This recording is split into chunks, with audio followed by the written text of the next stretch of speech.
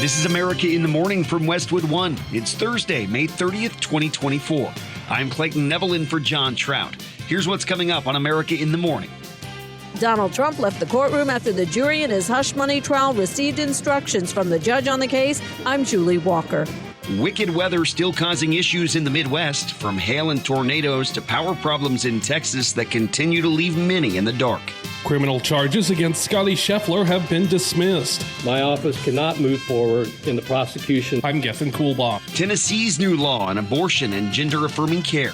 On Wall Street, stocks are coming off an ugly sell-off. We'll see if there's some buying today. I'm Jessica Ettinger. Justice Samuel Alito is rejecting calls to step aside from some Supreme Court cases because of flag controversies. Sagar Meghani, Washington. A fifth grader in Missouri is having an award named after him after clearing his school of lunch debt. I'm Ed Donahue. All ahead on America in the Morning. After nearly 24 witnesses, over 2 weeks of testimony, and hours of closing arguments, the hush money case against Donald Trump is now in the hands of a jury. As correspondent Julie Walker reports, jurors have already asked to rehear some testimony, including from Trump's former lawyer, Michael Cohen, as the former president calls the case rigged. Donald Trump sat between his lawyers, leaning back with his head tilted, eyes closed, as the judge in his hush money trial instructed the jury. They appeared alert and engaged, with several taking notes. Judge Juan Merchan spent over an hour explaining standard jury charges, such as the burden of proof being on the prosecution and the defendant, Trump, not required to prove or disprove anything. Nobody knows what the crime is because there's no crime. Nobody knows what the crime is. The DA didn't name the crime. They don't know what the crime is. That's what the problem is. Donald Trump left the courtroom after the jury in his hush money trial received instructions from the judge on the case and started deliberating. I would say, in listening to the charges from the judge, who's, as you know, very conflicted and corrupt, because of the confliction, very, very corrupt. Mother Teresa could not beat these charges. These charges are rigged. The whole thing is rigged. The judge told the jury of 7 men and 5 women, "You decide the truth. It's not my responsibility to judge the evidence here. It is yours." These charges are rigged. The whole thing is rigged. What is very unfair is that I'm not campaigning. I'm in this room all day long, from morning to night, in the Biden witch hunt. Take a look at where the people come from. It's a Biden witch hunt. It's weaponization. To convict Trump, jurors must find beyond a reasonable doubt that he falsified or caused business records to be entered falsely, and did so with the intent to deceive and the intent to commit or conceal another crime. It certainly could have been brought 7 years ago, not in the middle of a presidential election. It was all done by Joe Biden. This judge contributed to Joe Biden, and far worse than that, but I'm not allowed to talk about it because I have a gag order. At criminal court in Manhattan, I'm Julie Walker. Parts of the Midwest are cleaning up the destruction this morning after deadly storms tore through the region over Memorial Day weekend into this week. Outside Dallas, one resident lost massive oak trees across from his house that had been there for decades. I had a chance to speak with him. Yeah, they've been here since we moved in 74. And they've been through some stuff, I bet, but just not like this. Yeah, the ice storm of 1980, it just bent them over. I thought they were goners, but they survived. He and his wife okay, and their home didn't have any serious damage. I asked him if he was shaken up at all by the storms. Not really. It's Texas, man. This is Texas, man. That's what he said, and he's not alone. That attitude widespread with more severe weather in the forecast and many Texans still in the dark. Close to 700,000 people were without power after Tuesday morning storms hit. So my dad lives on the other side of town, and he said that he saw a large blue light come from the substation, and he heard it go brrr, like a really large arc. And there's like 7 trucks from Encore over there right now. Power crews hard at work in the Dallas-Fort Worth area, with Friday as the estimated time to have most of the power restored. Saturday in the hardest hit areas. As of late Wednesday afternoon, we've restored power to over 400,000 customers. We're at about 220,000 customers who still are without power. Andy Morgan's with the energy provider Encore. Well, it's Thursday morning now, and we've crews working overnight. These crews are working 16-hour shifts. were able to restore a few more customers overnight, but we're still on schedule to have substantially most of the customers who have been without power for the last couple of days. They should have power by Friday. Cities around Dallas and Houston have set up cooling and charging stations for those who don't have any power. It's been a tough few weeks for weather in Texas and the Plain States. 2 deaths now linked to the most recent storms in Texas. A young construction worker died when a home collapsed in Magnolia, and a man in Arlington was killed after cutting a power line while trimming trees. Those are the top stories of the day, sponsored by Sleep Number. Save 50% on the Sleep Number Limited Edition Smart Bed for a limited time only at Sleep Number stores or sleepnumber.com. It was all just a misunderstanding. Well, that's what authorities in Kentucky are now saying about the arrest of a pro golfer. We'll have the latest when America in the Morning returns after this.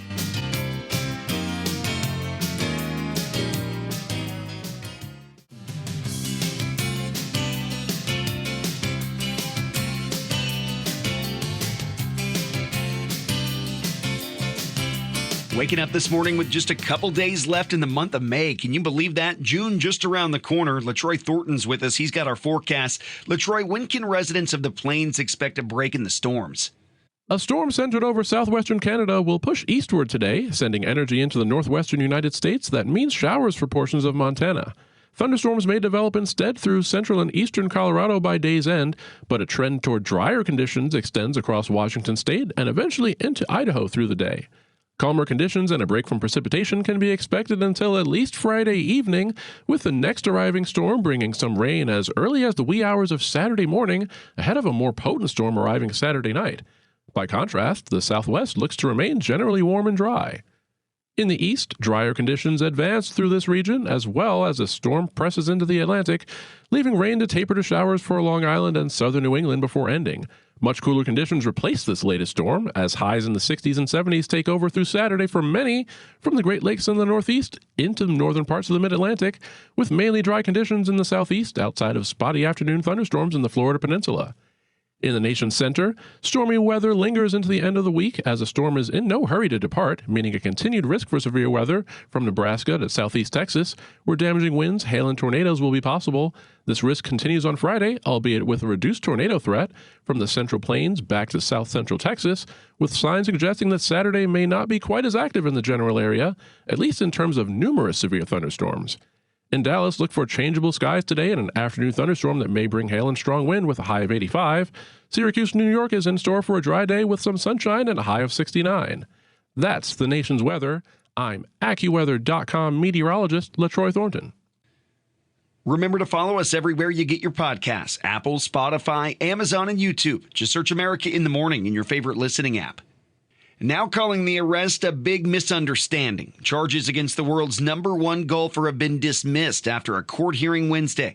Correspondent Gethin Coolbaugh has the story.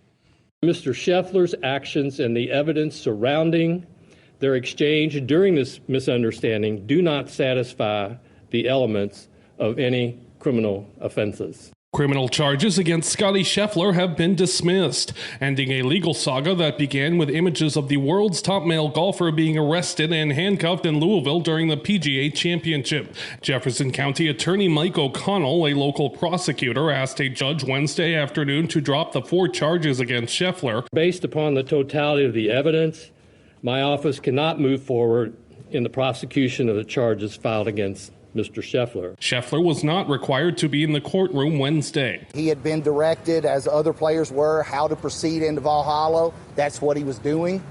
And, when this occurred, obviously, tensions were high. Scheffler had been charged with a felony for assaulting a police officer with his vehicle, along with 3 misdemeanors. Scheffler has said he simply misunderstood the commands coming from traffic officers. You cannot find one person to say a bad word about it. When he's in a police car after being falsely arrested, he is still a perfect gentleman. I'm Gethin Coolbaugh.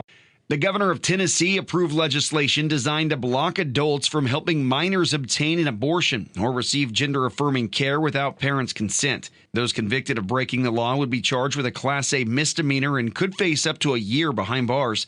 Tennessee right now the first state to pursue penalizing adults who help minors receive gender-affirming care without the parents' approval. Ambulance drivers, emergency medical services personnel, and other common transportation services all exempt under the law. It's expected that the new law, which goes into effect July 1st, will face legal challenges. As Americans complain about the economy, many of us are still packing our bags to travel this summer. We'll explore that reality when America in the Morning returns after these messages.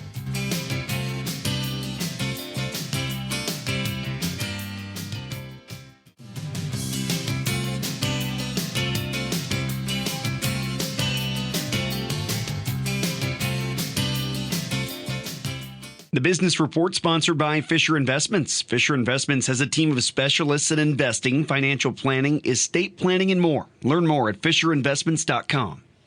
Here's CNBC's Jessica Ettinger with Thursday Business. Wall Street opens this morning after bond yields rose yesterday, pushing stocks lower. The Dow was down 400 points. This is just deleveraging. It's classic. It's highly technical. I think it's very much a technical pullback. It's something that should be talked about a lot more, but it's not. The average retail investor is left wondering what happened. Fitzgerald Group's Keith Fitzgerald on CNBC. American Airlines shares down 13% after lowering its revenue and profit forecast. This is a pretty big miss on the revenue. American just a month ago was guiding for really strong, maybe not strong, but not this bad for their unit revenue growth. And to come out and essentially double what the unit revenue decline is going to be year over year, that's kind of not what we're seeing from other major airlines. So there is kind of a divergence there, and investors are trying to parse this today. CNBC's Leslie Josephs. Salesforce shares were down in after-hours trading last night on disappointing quarterly results. Watch that one today. A $25,000 Jeep EV. The Stellantis CEO says it's coming to the U.S. very soon. Starbucks shares were down after a report claimed customers can wait up to 40 minutes for a drink. Chatter about understaffing? Yeah, and this Bloomberg article about the waiting times, and it's suboptimal. It's a suboptimal situation. And the stock's not going down that much, but people waiting 40 minutes for Starbucks coffee. No. See, now you can read that totally opposite. You can say that coffee's so darn good. Has the stock bottomed at this point, though, after that quarter and what happened? It's trying to bottom. CNBC's Jim Cramer, David Faber, and Carl Quintanilla. Walgreens joining Target, announcing price cuts in its stores. All right, so Jessica, let's get this straight. People are screaming about the economy. They're saying it's horrible. Why are they still spending money to travel? That's part of the consumer disconnect. The economy is booming. Most people have never made more money in their lives, but they're complaining. They're definitely still spending to travel. This question keeps coming up. Are we seeing a crack in consumer demand? That is not being borne out by the statistics. The busiest day the TSA has ever seen was last week. They expect to cross over 3 million daily passengers sometime in the next month or two, depending on where we are, maybe the 4th of July weekend. The demand is still there. Now, there may be some softness in terms of fares, but the demand is still there in terms of travel. CNBC's Phil LeBeau. On today's watch list, earnings are coming from Best Buy, Burlington, Dollar General, Foot Locker, Kohl's, Costco, Dell, Nordstrom, and Ulta Beauty. We get the latest on U.S. economic growth with GDP, gross domestic product numbers. We find out how many people applied for unemployment benefits last week. A Supreme Court justice seemingly rejecting calls to step down. We'll have details on that when America in the Morning returns. Stay with us.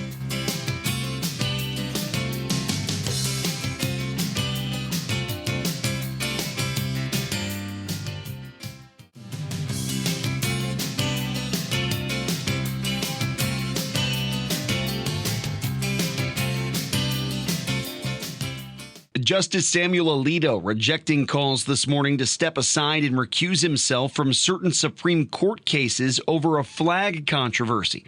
Washington correspondent Sagar Magani reports. In letters to lawmakers, Alito says his wife was responsible for flying an upside-down flag at their home 3 years ago and an Appeal to Heaven flag at their New Jersey beach house last year. Both flags were carried by rioters during the 2021 Capitol attack. The Supreme Court is considering two major cases related to the riot, and Alito says neither flag incident merits stepping aside from them. In nearly identical letters to House and Senate Democrats, Alito writes he was unaware the upside-down flag was flying at his house until it was brought to his attention. He says he asked his wife to take it down, and she refused for several days. Sagar Meghani, Washington. As not every kid was able to pay for their lunch, an elementary school in the small town of Blue Springs, Missouri, racked up a lunch deficit of about $3,500. But one person decided to try to ease that debt. As correspondent Ed Donahue reports, thanks to a video shared on Facebook, the fundraiser was able to bring in over $7,500, all done by a fifth grader who wanted to help out his school. 11-year-old Dakin Kramer in Blue Springs, Missouri, near Kansas City, posted a video last month challenging friends, family, and even strangers and businesses to pay off the meal debt at his elementary school. The goal was $3,500. Dakin raised $7,300, enough to pay all the lunch debt at his school and nearly $4,000 to reduce meal debt at the local high school as well. The soon-to-be middle schooler said he just wanted to do something kind and say thank you to the school. During fifth grade graduation, Dakin's teacher announced an annual award will be named after him, the Dakin Kramer Legacy Award, to honor students who go above and beyond. I'm Ed Donahue. America in the Morning for Thursday, May 30th, 2024 is produced by Jeff McKay. Senior producer Kevin Delaney. I'm Clayton Neville in for John Trout, and this is Westwood One. This is America in the Morning from Westwood One. I'm Clayton Neville in for John Trout. Here's what's coming up on America in the Morning. Jurors spend their first day deliberating the Trump hush money trial. I'm John Stolness. Nikki Haley heads to Israel, and campuses in California and Michigan deal with pro-Palestinian protests. A Chinese national arrested for operating a malware network linked to billions stolen. I'm Pamela Furr. A law to protect police gets pushed back. Prosecutors in New York said they may seek new charges against former movie mogul Harvey Weinstein. I'm Archie Zaraletta with the latest. Molly Ringwald opens up again about the dangers of being a teen star in Hollywood. I'm Kevin Carr.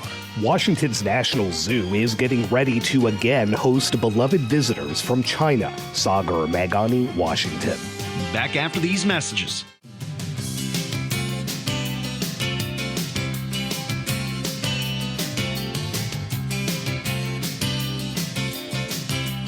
A bit of a mixed bag as you wake up on this Thursday morning. Some spots in the U.S. going to see rain again today. Others, though, not so much. LaTroy Thornton's with us. LaTroy, how long will those dry conditions last in the Northwest?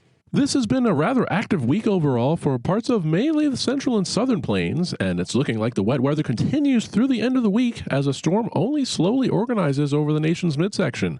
This slow organization will mean that the risk for severe thunderstorms continues today and into tonight from southern South Dakota to areas in and around the hard-hit Houston metropolitan area, with hail, strong winds, and even some tornadoes possible. A similar threat for dangerous storms exists tomorrow as well from southeastern Kansas into the Houston and San Antonio areas once again, before a potential reprieve in widespread severe weather through much of Saturday afternoon. Outside of that area, large swaths of the nation can expect a rather dry day today.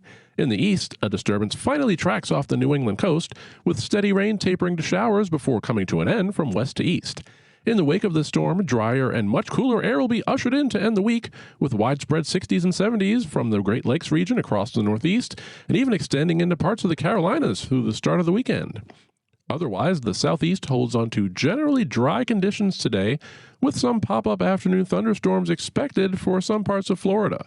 In the west, a storm centered over Canada will extend into parts of the northwest in particular today, delivering showers to mainly northern and western Montana. Thunderstorms may also build in portions of central and eastern Colorado by day's end, with a general drying trend taking place otherwise from Washington into Idaho as a quieter period arrives to end the week. That's the weather across America. I'm AccuWeather.com meteorologist LaTroy Thornton. Remember to follow us everywhere you get your podcasts: Apple, Spotify, Amazon, and YouTube. Just search America in the Morning in your favorite listening app. After 5 weeks of opening arguments, at times salacious testimony from witnesses and closing arguments, the jury in the Donald Trump hush money trial finally has the case. John Stolnitz has more on the first day of deliberation. Shortly before noon Eastern Time, the jurors officially received the case following instructions from Judge Juan Merchan. He told jurors that although they needed to unanimously agree that Trump created a fraudulent entry in his company's records or caused someone else to do so with the intent of covering up another crime, they did not have to be unanimous as to what unlawful act the former president committed. After the jury got the case, Trump spoke to reporters. Mother Teresa could not beat these charges. These charges are rigged. The whole thing is rigged. The whole country's a mess between the borders and fake elections, and you have a trial like this. Despite a gag order preventing him from talking about court officials or witnesses, Trump once again with harsh words for Judge Merchan. This judge contributed to Joe Biden, and far worse than that, but I'm not allowed to talk about it because I have a gag order. Far worse than that, by 1,000 times worse than that. The worst I've ever heard. Trump allies were out in force criticizing the case, the judge, and the prosecutors. Attorney Alina Habba on Fox News maintains President Biden is behind this trial. Joe Biden, unfortunately, can't really do anything in office, so he's got to use the same means as somebody who's just trying to have a quick slip and fall and make money. And that is, frankly, what we're seeing right now. Trump campaign press secretary Caroline Leavitt was asked on Fox News if there will be any retribution on any of the people who brought this trial to bear should Trump regain the White House. Well, certainly people need to be held accountable for the crimes that have been committed over the last several years that we've seen them lie. We've seen them abuse our justice system. We've seen Joe Biden target innocent Americans across this country, such as the protesters on January 6th, who they've thrown in the gulag in Washington, D.C. President Trump said he will pardon those protesters on day one of his presidency. Yes, justice needs to be served. Jurors did ask the judge to rehear testimony from Cohen and former National Enquirer publisher David Pecker about a couple of conversations he said he had with Trump. Jurors will rehear that testimony and resume deliberations later this morning. I'm John Stolnitz. There's no immediate end in sight to the Israel-Hamas war, and an American politician is catching grief this morning over what she wrote on an IDF artillery shell. Former U.S. Ambassador to the UN, Nikki Haley, in the Middle East this week, meeting with Israeli leaders to include Prime Minister Benjamin Netanyahu. Israel is fighting America's enemies. And I will say to you and to anybody in Israel, tune out the noise. You know what your job is. Let's get the hostages home. Let's beat Hamas. Let's make sure Lebanon knows not to try or do anything. During a tour of Israel's northern border with Lebanon, Haley signed an artillery shell, and it stirred up controversy, criticism by pro-Palestinians today. She wrote, quote, "Finish them." Photos show that she tagged the message with "America Heart Israel, always," and signed her name. This as Netanyahu digs into his pledge to eliminate Hamas and reiterates his confidence. Now, there are some people who don't believe in an Israeli victory.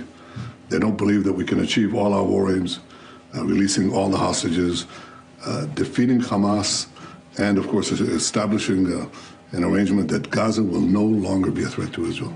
Well, we believe it, and we'll continue to do it, and we will achieve it. When speaking with Haley, the prime minister brought up the war crime accusations against him. There are other people, like the prosecutor in The Hague, that seeks to handcuff us.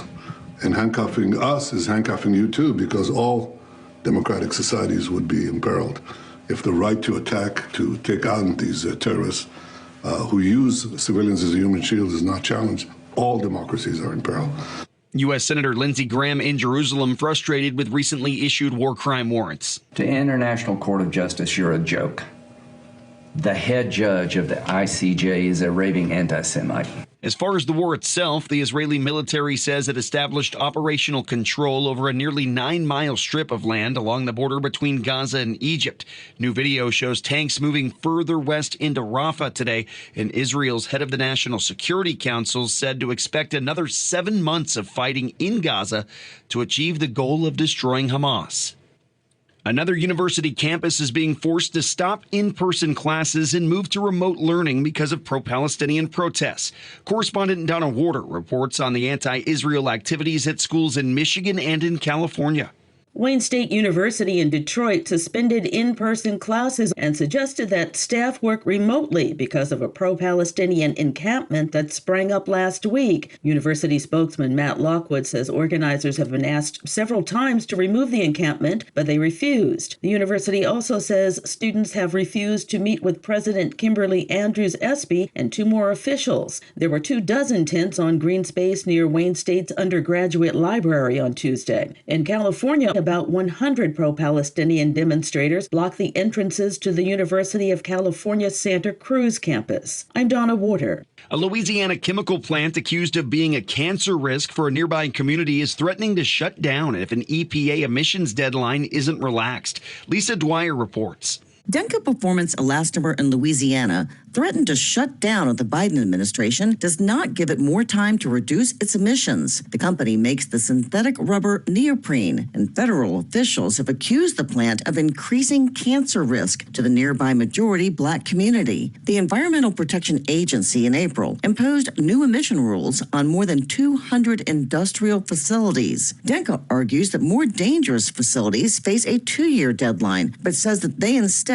were singled out with a much shorter 90-day deadline. Denka wants a federal appeals court to block the agency from enforcing that deadline. I'm Lisa Dwyer. There's criticism this morning over a new law surrounding how close you can get to police.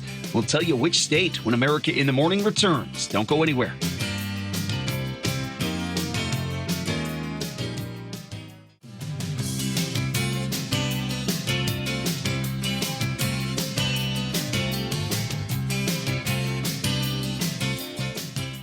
The United States announced a global malware network has been shut down. Pamela Furr has details from the Justice Department of just how big a problem this network has been. The Justice Department says this network is responsible for the theft of $5.9 billion in COVID relief funds and has been tied to other crimes like child exploitation and bomb threats. Attorney General Merrick Garland says 35-year-old Young Hee Wang was charged with creating the botnet, which is a kind of malware that connects to a network of hacked devices, which criminals can then use to launch cyber attacks. We allege that Wang created and disseminated malware to compromise more than 19 million unique IP addresses, including more than 613,000 in the United States. He then made more than $99 million selling cyber criminals access to his network of hijacked devices. The FBI says this is likely the world's largest botnet ever. Wang is looking at a maximum of 65 years in prison if he's convicted. These charges come as the U.S. is trying to update protocols to keep up with the ever-changing landscape of cybersecurity threats, especially from China-backed hackers who are looking to cause problems for American infrastructure. I'm Pamela Furr. Louisiana's new law regarding how close you can get to a police officer is drawing criticism this morning.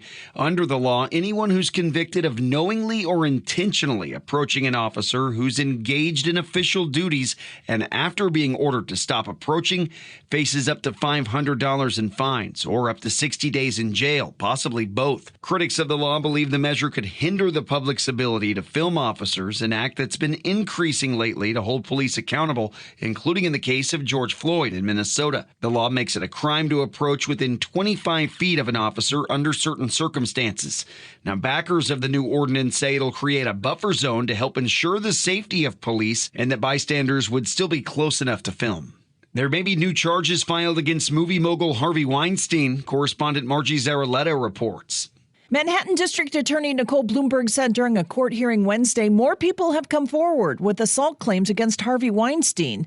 Bloomberg said prosecutors are assessing those claims and could possibly file a new indictment. Weinstein's attorney, Arthur Aidala, told reporters after the hearing Weinstein is not worried. Mr. Weinstein is in very good spirits in terms of his desire to challenge all of the evidence like every defendant does when they're on trial.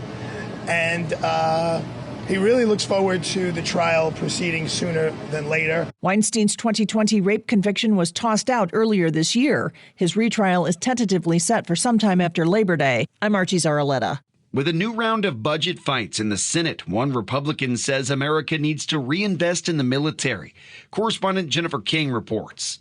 Senator Roger Wicker, a Republican from Mississippi, is the ranking member on the Senate Armed Services Committee. The fact that we're in a new Cold War is self-evident. Wicker was interviewed by the AP's Stephen Groves. Wicker's calling for an additional $55 billion for the military beyond what was agreed in the deal to suspend the nation's debt limit a year ago, saying a generational investment is needed. There's never been such a level of cooperation and coordination among an axis of aggressors.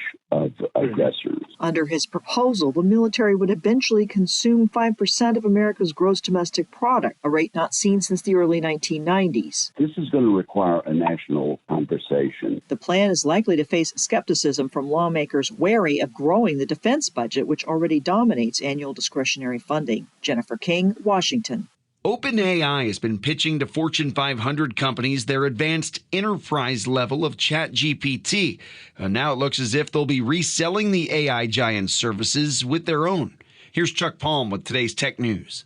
PricewaterhouseCoopers inks a deal to become OpenAI's first new reseller of their enterprise product as part of a new deal the accounting giant said on Wednesday. PwC will provide ChatGPT Enterprise to its 75,000 U.S. employees and 26,000 UK employees, according to the Wall Street Journal. PwC said it had been developing custom GPTs to help its employees with tasks such as reviewing tax returns and report generation. The company said that OpenAI had been making efforts to add enterprise customers beyond Microsoft and that their agreement builds upon PwC's previously announced plans to invest $1 billion in generative AI technology. OpenAI CEO Sam Altman hosted several Fortune 500 companies in San Francisco, New York, and London, where other executives pitched AI services for this kind of corporate use. Bitcoin trading down to 67,900 and Ethereum trading slightly down at 3,776. Leave a comment at allthetoptech.tech. I'm Chuck Palm. It's time for sports, brought to you by Untuck It. Get your Father's Day gifts at our 80-plus stores or untuckit.com. Untuck It shirts designed to be worn untucked. Stanley Cup playoffs, Game 4 in the Western Conference Final. The Oilers fell behind the Stars 2-0 early last night, then roared back for a 5-2 victory to even the series at 2 apiece. Tonight it's Game 5 of the East Final in New York. The Panthers and the Rangers are tied 2-2. NBA tonight, Game 5 of the Western Conference Finals. The Timberwolves and the Mavericks in Minnesota. Dallas up 3-1. At the French Open, top seed and defending champ Iga Swiatek survived a match point and found a way past Naomi Osaka in 3 sets to advance to the third round. 3-seed Coco Gauff and fellow American Sophia Kenin also won. Baseball, so much good pitching on Wednesday. The Yankees nipped the Angels 2-1. Luis Gil struck out 9 to win his 6th straight. Mariners edged the Astros 2-1 in 10 innings. Super pitching battle between Justin Verlander and George Kirby. Pirates and Tigers split a pair. Detroit won the opener 8-0. Tarek Skubal allowed 3 hits. He and Mason Englert combined to retire the last 16 batters in a row. Pittsburgh took the second game 10-2. Paul Skeens fanned 9 on his 22nd birthday. Blue Jays beat the White Sox. Alek Manoah left the game in the second inning with a sore elbow, but the Toronto bullpen extended Chicago's losing streak to 8. Royals took down the Tigers. Seth Lugo gets his league-leading 9th win. The hitters were out too. The Rangers drubbed the Diamondbacks. Corey Seager hit his 8th homer in as many games. Orioles got a granny from Gunnar Henderson, his league-leading 18th homer as they unraveled the Red Sox. Phillies powered past the Giants. Kyle Schwarber with a leadoff shot. Will Smith hit 2 of LA's 4 homers as the Dodgers trounced the Mets. Rockies, Nats, Brewers, Marlins, Rays, and Cards win. That's Thursday Sports. 2 panda cubs coming to an American zoo. We'll tell you which one when America in the Morning returns after this.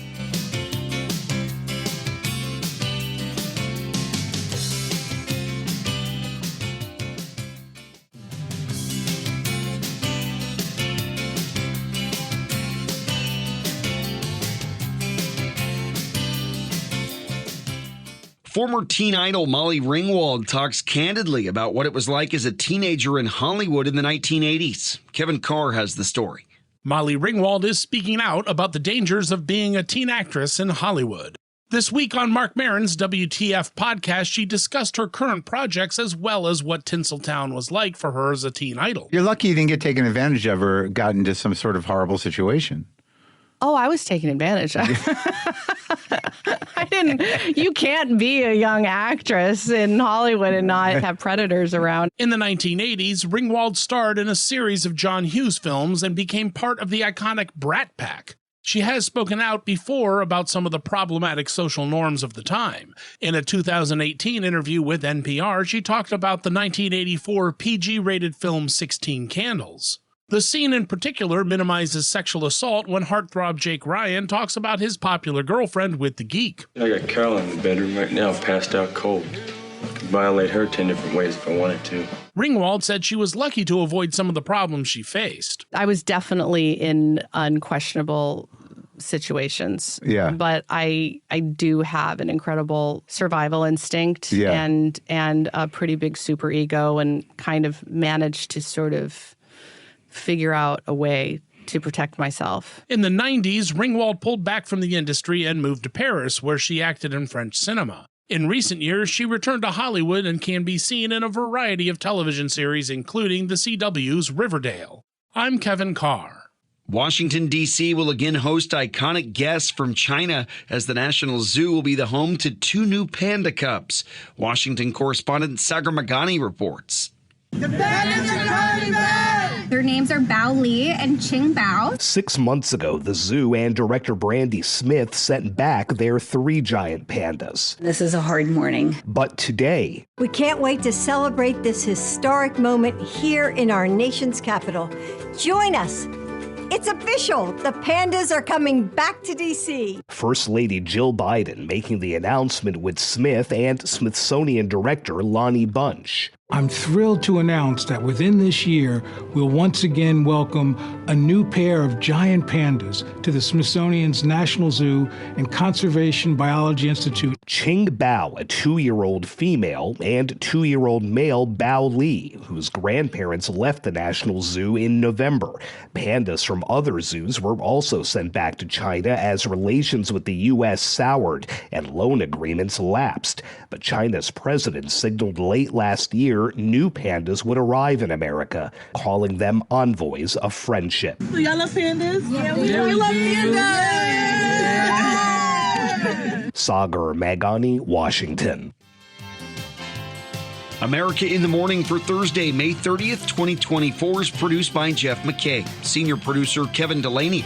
I'm Clayton Neville in for John Trout, and this is Westwood One.